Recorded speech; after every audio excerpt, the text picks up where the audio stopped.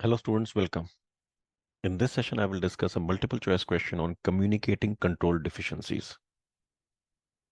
Which of the following control deficiencies may be communicated by the auditor to management in oral? All right.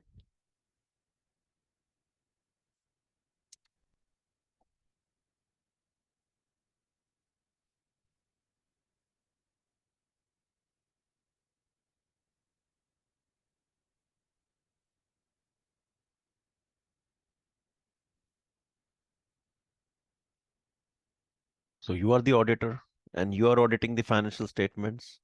You are required to communicate significant deficiencies and material weaknesses that you have identified during the audit to management. And that communication should be in writing.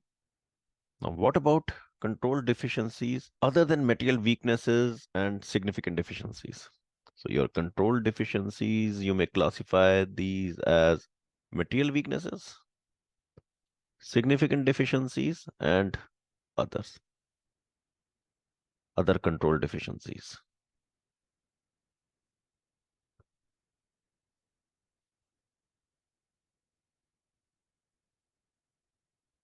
So material weaknesses and significant deficiencies, you have to communicate in writing. But what about other control deficiencies? Control deficiency that is not a material weakness or a significant deficiency. Now, regarding control deficiencies that are not material weaknesses or significant deficiencies, you may communicate those deficiencies to management in oral. So, oral communication of these other deficiencies to management is okay, it is permitted. These are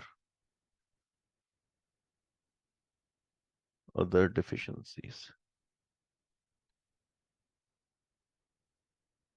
So, oral communication of these other deficiencies is permitted, but if you make an oral communication, you have to document this communication. So you have to be careful here that yes, oral communication is okay, but document that this oral communication was made to management. All right. So answer for this question is C. All right, students, I hope this is helpful. We'll connect again. Take care.